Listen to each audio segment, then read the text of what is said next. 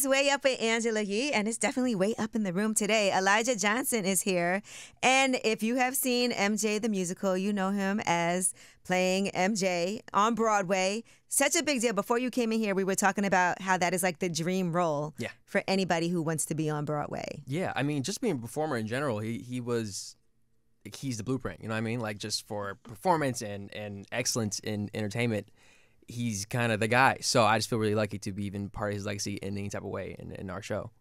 Yeah, and you actually were working. You did the workshops for Middle Michael before this. So I've kind of grown with the role in a way, which is like really cool. But it's such a fun. Yeah, that was back in 2018, 2019. Been for a minute now, so it's been a really crazy ride. Talk to me about what that process is like, though, for people who obviously don't know the behind the scenes workings of Broadway. What is that like, workshopping through the role? What does that entail? Yeah, it's like an ever evolving process. I mean, by the time I had joined, they had been working on the show for like at least 4 years by then. So like, and we opened the show in, I want to say 2022, and so like it just takes a long time of just like reworking the songs and the dialogue and the book and the script and the music and just talking to different people. Michael's life expanded in a large way, and so we had to talk to different people of different camps, make sure that everything was cool. We'd said if it was a state and everything. Like it's a whole process, but it ends up being really worth it when the end result is as great as it comes out to be. So I think but it takes time. It's a lot of preparation. That should have made you more comfortable too, to be able to. Because you were comfortable with somewhat. Yeah, I think having been a part of the show in workshops, definitely, because when I came back to the show to play the main MJ, I had known everyone, like from the Crave team to my cast members, like they had known me for years, and so that made me definitely feel comfortable to come in and just kind of slip into the role and just like focus on the work rather than like the having to play him and enjoying the show. I was able to just really focus on like, okay, what do I need to do as an actor to portray this equally, and like what can I do as a musician and a singer to like really just convey this person. And you are actually from a place that is well known for its musical history. Detroit. Motown. Yes. Is Detroit. Did you know a lot of that growing up? Like, was that type of history ingrained in you? Yeah, I mean, they still play like Motown songs actively on the radio in Detroit all the time. Or in the airport, you could be walking through the airport and they have that whole seriously, but it's ingrained in the history and it's ingrained to the city. I mean, Michael and the Jackson 5 specifically is why I started performing when I was like 8. So that's like the reason how I mean, like one of the first dance moves I learned was the moonwalk. So that's like my blueprint for me to perform and to do stuff. So like that is kind of, but also just in the city in general. It's just it's always that rich history is always there, and whether or not you're in entertainment specifically, you know that. And so I think that really helps. They even helped when I saw Ain't You Proud to Beg, the Temptations musical they had here. It's all that. It's like really reminiscent of just like an amazing time in Detroit's history. It helped kind of pave the way and inform the things that I do with the role in the show now. I always feel like there's something in the water in Detroit. Just how many huge artists have come from that city. Especially now. Like, I'm very interested in like the newer artists are coming out now. It's interesting how it ebbs and flows, but like it's definitely coming back now. And I think like who do you like in Detroit now? Detroit now. See, I was like, all my homies over there. Like, I like Malaya. She's really dope. She's an R&B artist out of Detroit. Obi Ali. Just a lot of different underground artists that are coming out now. But like, especially doing their own independent thing, I think it's like really fun. To the amount of control you can have now as an artist. I think it's really. You got Skilla Baby, who's killing it right now. Very, very good. Yeah. Sada Baby, Nisha Nashay. Sounds really good. Yeah. Our girl Cash Doll. It is no joke out there. And I do want to say that even, every time I go there, one place I went was Baker's in Detroit. And I know they were saying that's like one of the first jazz clubs. Yes, I believe so. In the U.S. Yeah, it's pretty insane. I mean, the history of Detroit is like, I don't know. It's like when you go to different places, it's not always like that. And so like I think that's also why I love living here too now, because I was coming from LA to join the show, and I love performing on Broadway. I love doing this show. I love Broadway in general. I love living here in New York. Like, it's just like seeing other shows too, and off Broadway, and seeing other shows, but just like also just like the history of the city, just going around and just like for the little time that we have, we do like 8 shows a week, so it's hard to like even find time to see other shows because we're just always at that theater. You're like, get me out of here. Yeah, I know, but just even just the culture and the people, it's just I vibe with it so much here in a way that like it reminds me of Detroit a bit more, and then I would say like the West Coast, like LA a bit. So I just really I feel like I thrive here a bit in a different way. Even when you were young, from a very like 9 years old, Yeah. you were doing The Lion King. Yeah. Also, Yeah. That was like my first thing I did in entertainment. Yeah. as a young Simba, Yeah. what made you even audition for that? Like, what was the role of your parents or your family in what it is that you do now? Truly, it's like it is. I think.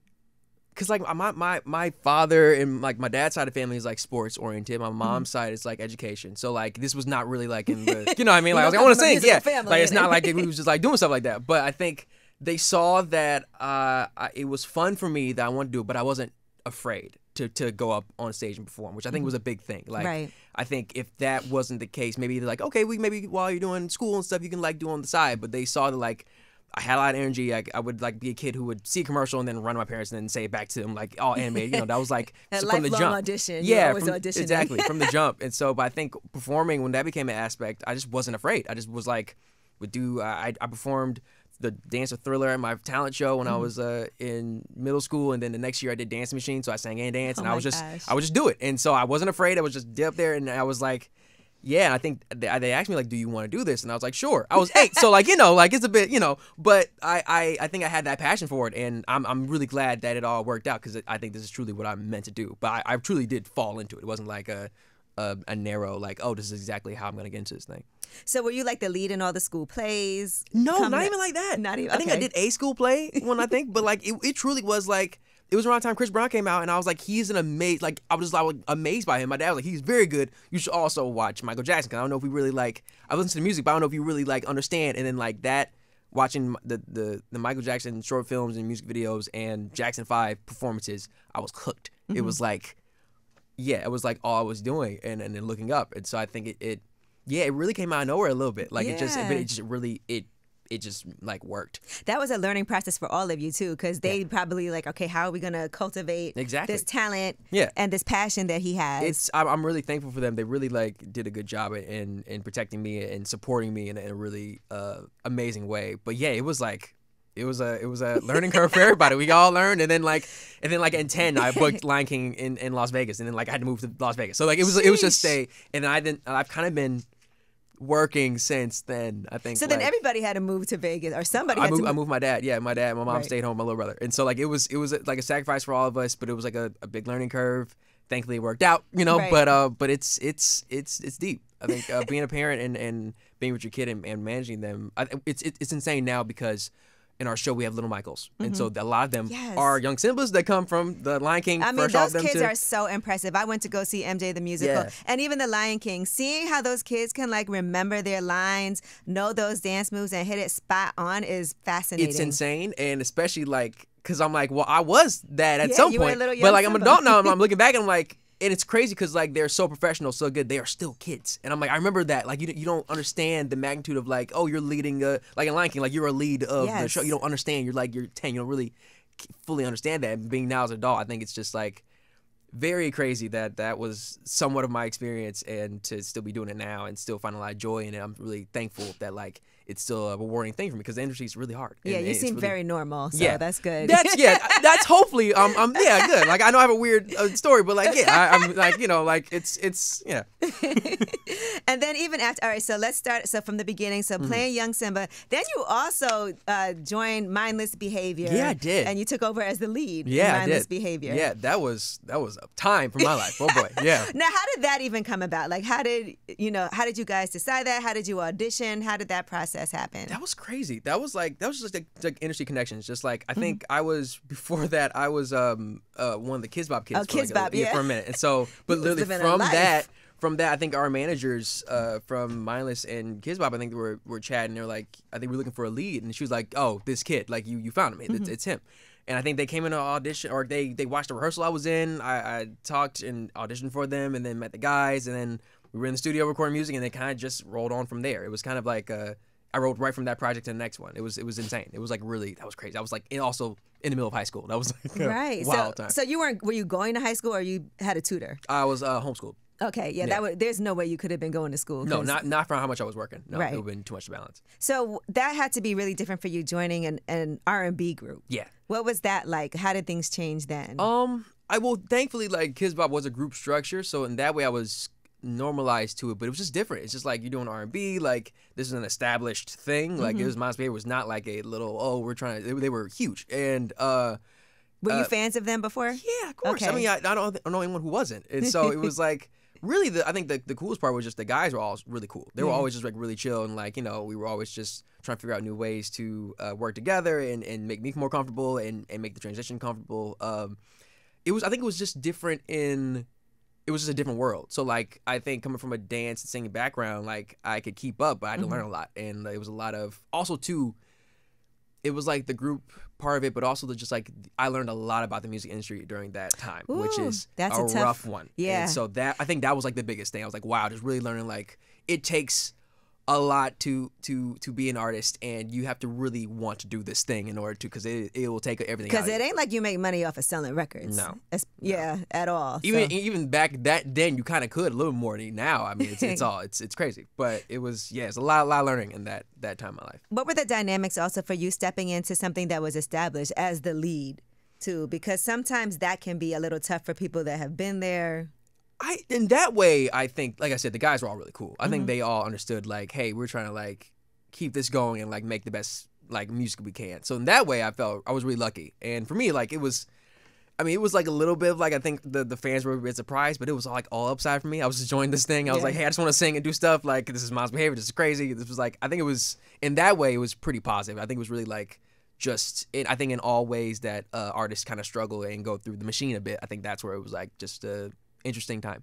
Yeah. Was your dad your manager during this time? All through then. Yeah. All through it. Okay. Yeah. So he was also learning as you guys went along. Yeah, he was learning a lot. Always. He always is just from talking to parents and different stuff. He was always learning a lot. But yeah, he was always just there, just and that I think they had their management more stable at that time. But he was just there, just to make sure everything was smooth and cool, which I appreciate. Yeah. What were some of the lessons that you learned early on, just from having played young Simba in Vegas and then doing Kids Bop, doing Mindless Behavior? If you could tell somebody that is like, I see some potential in my kid and they're really interested in music and dance and they're talented, what's some advice you would give them? Oh, man. I feel like, it's interesting. I think if you're a parent, I think regardless if your child wants to like join the arts or entertainment, make sure they have a childhood regardless. Make sure they can continue to be a kid. That's really, really important, because you can't, once that time is gone, you can't get it back. That's interesting, because Michael Jackson struggled with that a lot, of not really having a childhood. I'm learning a lot over my career. I've learned a lot, but especially during the show, I've learned a lot of like, okay, like, because you get a masterclass of someone who was, I mean, Michael was huge, and he also sacrificed a lot and lost a lot, and you see in pretty like a succinct snapshot how it happens, and it kind of informs me like, okay, not only for my past but my future, like where I want to go, what I want to do. It's really helpful. I think if you're a young person who wants to get into the industry, like for me, it's like from the jump, be very, very clear about this is really what you want to do. You got to really know that and hold that always, because it's hard. Right. Life is hard, but especially entertainment, it is not an easy road. And it's a lot of no's that you're gonna get. A lot of no's. It's a lot of humbling. Ups and downs. It's mainly just ups and downs, and like it's you gotta be able to weather those and really be strong in your faith, be strong in your determination, whatever it is. But like, I think having that be very clear makes it easier, because if you wavelength you don't really know, then it makes that thing harder. But if you know, like, this is like, for me, I know that like this is what I do. Like, some people can like do other stuff. I know to like singing and dancing, acting and all that, or being creative. That's just what I do. Making schedules, I'm not that great at that, but I know to like. But I can show up. I can show up. I can show up and look there and say the lines there. I can do that, and so that makes it easier when like things are not great, and I'm like, well, I made the right decision, because this is what I'm meant to do. It's just gonna be, just making it to the next gig or making it to the next yes, because it takes a lot of no's, but also just takes one yes for everything to change. And Elijah, people might see your ups, because that's all we really do see. We don't see when things don't work out. We don't see if you ever audition for something and you really want it and you don't get it. We just see the things you do get. I mean, I've been performing for 15 years. I'm just making my Broadway debut with this show. And like it takes time, and like, and even when the ups, it flows. It takes a while. I think that's why I always say, like, just being very clear about what you want to do. Also, too, like, I think this is more like probably for older people who are doing stuff in entertainment, but like, I love doing what I do. It's really important to me. It's also my job. So making sure that like talk to my little brother and talk to my mom, my dad, like, you know, to keep in touch with my friends and my family. Like, that's also really important because this is not everything. I love it so much, but you got to have balance because it's so much up and down that you can't just, I think, put everything into one thing. You got to have, you know, have balance with it. When did you get your first, like, nice check where you're like, okay, this is a career? Like, this is a career? Honestly, probably after all the modest behavior, all that stuff, there was a moment when I was living in LA doing commercials. And it was, I swear, post-COVID doing commercials. And I was like, because it was not easy, but like it's less work than other stuff. And I was like, oh, I get paid my rent. Oh my God. Oh, this is crazy. Whoa. And I was like, you know, I think my first time really just feeling like an adult, like really handling my stuff. I was like, okay, I see. Yeah. And that like, it's a lot of no's, but really the one yes can like open up so many doors. And so like, I think that was like really fun time for me. That was like really feeling like, wow, I'm on my own and like actually figuring out what I'm doing in a real way. Yeah. That's so dope. And, you know, I saw, so it's been over a year since you've been playing Michael Jackson on Broadway. So how has this been life-changing for you? Because people are going there and they are really like, this is definitely, because I went to go see it early on, but definitely something, whenever people come to New York and they're like, what should I go see? I'm like, go see MJ the Musical. It is so awesome that to one, be in a show that people love. Like, people really like, they take away with so much joy and like just, I don't know, it's really insane to just be a part of not only his legacy, that's insane. Like, I just liked, I'm a bit like, everyone's like, oh, they come to the show, like, I'm a fan of Michael. I'm also a fan of Michael Jackson. You know what I mean? Like, it's insane. Who is not a fan of Michael Jackson? But it's like, it's insane to also be a fan and be a part of like, it's something like legit part of, you know, that's crazy. But also just the joy and happiness and like memories and you know, people bring their kids to see our show and that's their introduction to Michael, and then they'll go and like it's insane to be a part of something like that, and also just be a part of the Broadway world in general too. It's like really cool. I think it's a really awesome community. So much talent, flowing through it, and especially in different shows, but also our cast is just, I mean, I'm so just elated to be performing next to such incredible people, talent-wise or just in their personal, just in general. Like, it's just really, I'm really lucky. I've been really lucky to be in awesome projects and do cool things, and this is probably one of my favorite jobs I've done to date. It's just really, really rewarding, and that's great. Yeah, I think it's fun. My legs hurt all the time. You know, it's like it's a hard job. Our show, we dance. You do 2 a day sometimes. Yes, we do 2 a day. We do 8 a week, 2 a day, and it's like in our we be tired, but you know the crowds are really into it, and so that really helps us kind of lift up and push through. But it's Broadway. It's not for the weak. So you got to get like massages and acupuncture. And I get like you have to take care of yourself. I got to take care of myself because on top of that, all the MJs, we work out like twice a week on top of it because it just helps us not get hurt. I feel like that is a workout. It is, but it's also like hours and hours. It helps us, like, you know, there's a lot of movement, so it helps us to stay strong and not get hurt. I think we get injured more if we didn't work out on top of it. But it's I'm in the best shape of my life, which is cool. But it's like, oh my God, it's a lot, and but still also a lot of gratitude. It's amazing to be working. The industry is insane right now, so like that's really cool. I'm just really in a thankful and a gratitude space. Have you met any of the Jackson family members? Who just came? They just came to Jackie just came to our show a few months ago. That was really cool. Yeah, and they came backstage. They came backstage. Did the tour, yeah, it was funny. We have like a talk back, so we sometimes a school will come and we'll talk to them afterwards. And so he came also during our talk back with the kids, and they freaked out, and we were like also freaking out because, you know, it was insane. And that's always interesting because like it's such a personal show. So I think whenever any of the brothers or people from his family come, it's just very interesting. I don't know how I would be able to view that of my own family being portrayed in that way. It's just like it's so deep and real that like but hopefully we serve the story justice in a way that I think they can be proud of it, I think.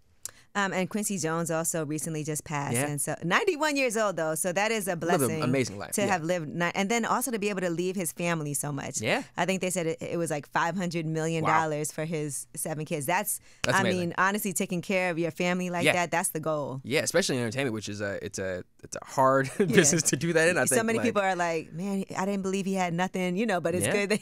It's hard. His catalog was amazing. Yeah, he was a genius. I mean, like in all the ways you can name it. Yeah, I met him when I was like 10. He came to the opening night of The Lion King in Vegas when we did that show. And You met everybody. Yeah, I mean, listen, being little, running around and working, and you meet people. But yeah, he was always really, really nice. And but yeah, he's an absolute genius. And so I was sad to hear him pass. But like, yeah, he lived a really. Did you understand the magnitude of that at age 10? No, right? You're like, hey, how you doing? Nice to meet you. I knew who he was, and I know that like he has connection to Michael Jackson that way, but like I didn't really understand it till like maybe doing the show and like having researched Michael and like research all the facets of his life. I was like, wow, I didn't realize like, yeah. And then I have a whole thing. I think there should be a show about Quincy. Like I think his life would lend really well to a Broadway show. But like I had no idea. And you're 10, and also good because like you're right about that though. That would be because he was behind so many hits. And then, but I don't know, but what is it like? Because I know that comes from one estate, but getting the clearance for so many different. It just depends. I don't know how that works. I think you got to find the right person to tell the story. That's when Lynn Nottage came to MJ's estate, she was the right person to come tell the story, and I think it ended up working out. So hopefully, you put that in the air. Hopefully, it will that's happen. a great one though. I think I was Quincy thinking a lot. on Broadway. I think it'd be kind of crazy. And I feel like his family would be so down for that too. I feel like a full orchestra like of his music would be just blow people's minds. I think it'd be great. What do you personally want to do? After this, because I don't know how long does a Broadway run. Like I know it's something that is very strenuous. Like you said, 8 shows a week, and so at some point it's like, okay, what's next? At some point, what's next? I mean, I think the MJ show is going to run a long time. I think people it really will love definitely. It's going to run for a minute. But I mean, like acting. I'm a screenwriter too, also. So like writing, getting staffed in different writers' rooms and creating TV shows and stuff like that. That's like kind of the goal. But I mean, do you have any shows you're currently pitching? Well, I pitched a show back in 2019.